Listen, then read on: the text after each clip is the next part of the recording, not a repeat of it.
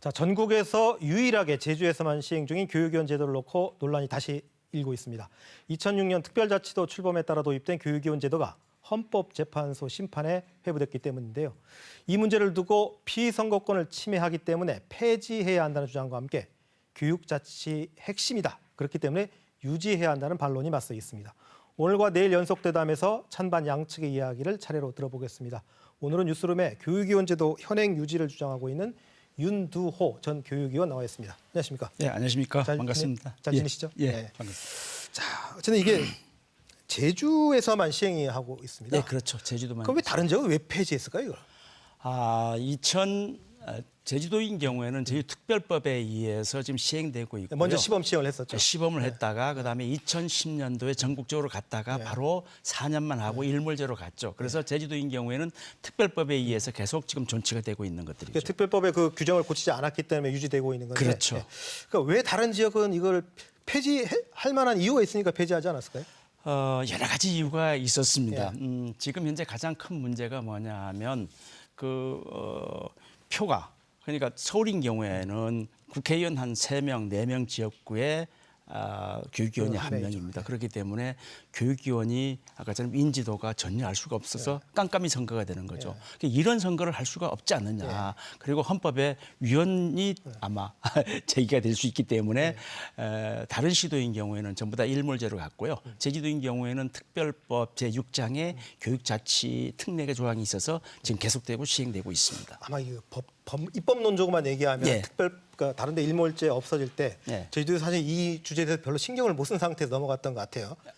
이제 논의를 제대로 안 한 상태에서 예. 넘어가서 계속 유지되고 있는 건데, 자, 그럼 본격적으로 예. 왜 이걸 유지해야 하는지, 아까처럼 헌법 위헌 논란이 있을 수도 있다라고 말씀하셨거든요. 예. 그럼에도 불구하고 왜 유지해야 된다고 주장하시는 겁니까?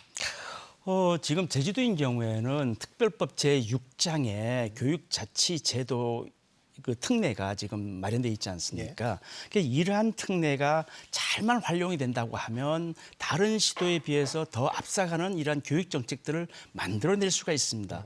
아시다시피 지금 제4차 산업혁명 시대 아닙니까? 급격한 교육이 변화가 예견이 되고 있습니다. 이에 걸맞는 교육들이 이루어져야 되겠죠. 그래서 이에 대비하는 교육이 이루어져야 된다라고 저는 보고 있고요. 그리고 교육기원 제도가 다른 시도인 경우에는 아까처럼 일몰제가 돼서 일반 도의원, 일반 시의원으로 교육상임위원회가 구성이 돼서 운영하고 있습니다. 네. 그런데 정치인이다 보니까 정당이 정책에 의해서 좌지우지 되고 있다는 소리죠. 뭐가? 교육 정책이 좌지우지 된다는 소리죠. 그리고 이회의 의원과 그리고 교육감이 정치적인 성향이 맞지 않았을 경우에는 계속해서 불협화음들이 지금 나타나고 있다는 소리입니다. 그래서 이 정치적 오염, 사실 이게 중요한 주제이긴 합니다. 예. 근데 이제 반론, 그러니까 이걸 헌법소원까지 제기한 가장 핵심적인 이유는 공무담임권. 그러니까 예. 내가 교육위원이 되고 싶은데 교육 경력이 없다는 이유로 아예 입후보조차 못하는 상황입니다. 예, 그러니까 그렇죠. 교육이라는 게 학부모일 수도 있고 예. 또는 교육에 관심 많은 그냥 개인적으로 공부할 수도 있고 뭐 그런 사람은 얼마든지 전문성을 발휘할 수 있는 기회를 줘야 되는 거 아닌가요? 아니, 그건 맞습니다. 지금 특별법에 보면은 교육감과 교육위원은 교육행정 경력 그리고 교육 경력 5년 이상으로 되고 있고요. 그다음에 다른 시도인 경우에는 지방교육자치에 관한 법률에 의하면 교육감이 출마 자격은 3년으로 되어 있습니다. 그리고 이렇게 자격을 아마 준 이유는 여러 가지 이유가 있겠지만 교육의 전문성을 인정해 주기 위해서 지금 이렇게 출마 자격을 지금 정해졌고요. 그리고 아주 오래전부터 이러한 것들이 지금 정해져 있습니다. 물론 공무담임권, 그다음에 평등권, 위배의 소지가 있을 수는 있습니다. 그렇지만 교육의 전문성에 대해서도 다시 한번 우리가 생각해 볼 필요가 있지 않느냐는 생각입니다. 근데 교육의 전문성이라는 그런 주장을 하시면 예를 들어서 문광희 의원 같으면 그러면 관광 전문가가 아니고 행안위 같은 경우에는 행정 전문가, 그 공무원만 해야 된다. 이런 반론도 나올 수 있습니다. 예, 그럴 수도 있겠죠. 지금 제주도인 경우에 도의원이 43명, 그리고 교육위원을 빼면은 38명이 됩니다.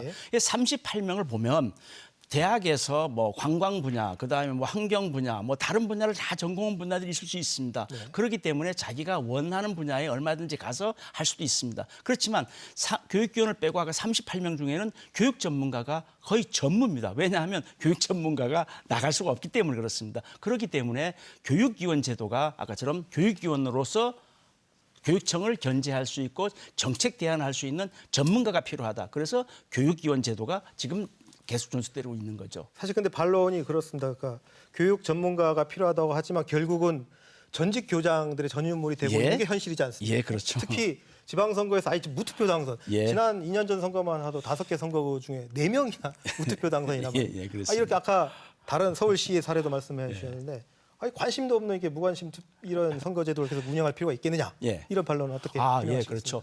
지금 인지도 그리고 관심도 낮은 건 사실입니다.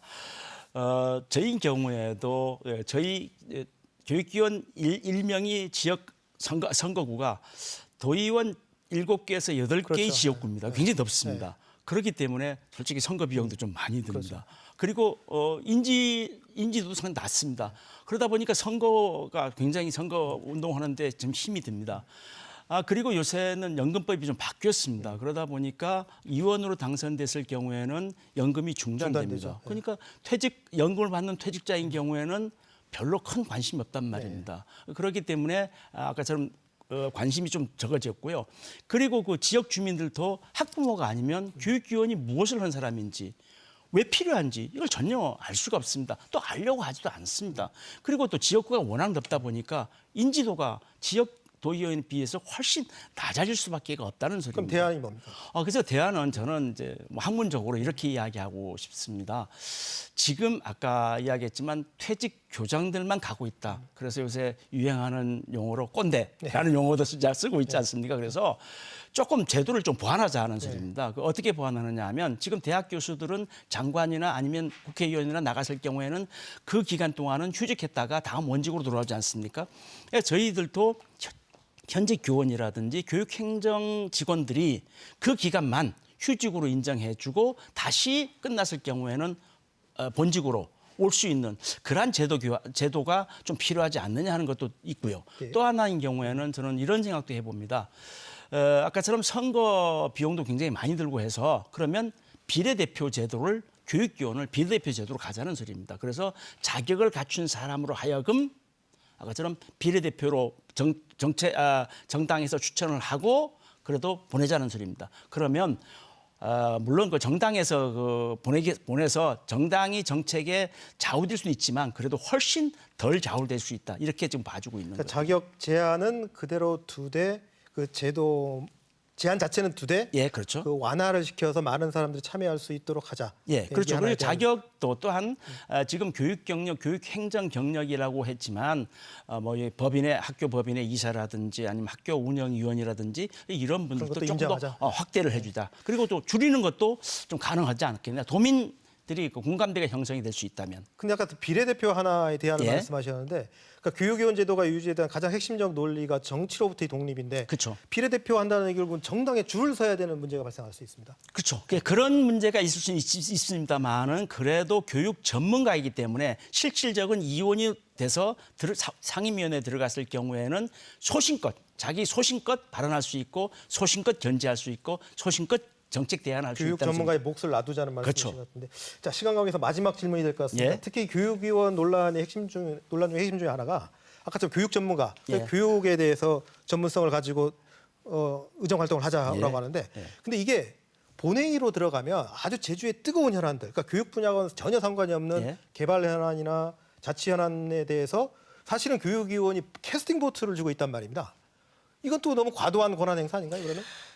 지금 43명 중에 교육위원이 5분입니다. 캐스팅 보트가 되고 있죠, 실질적으로. 캐스팅 보트를 될 때는 정당이 크게 비슷했을 경우에는 그럴 수도 있지만 그렇지 않은 경우에는 없고요. 그리고 개발 행위라든지 교육적인 측면에서 봤을 때 얼마든지 자기 소신껏 또 투표할 수도 있지 않겠습니까? 그렇기 때문에 그것을 그렇게 나쁘게만 보지 않았으면 좋겠다 하는 그런 생각을 갖고 있죠. 알겠습니다. 오늘 출연 고맙습니다. 예, 감사합니다. 예.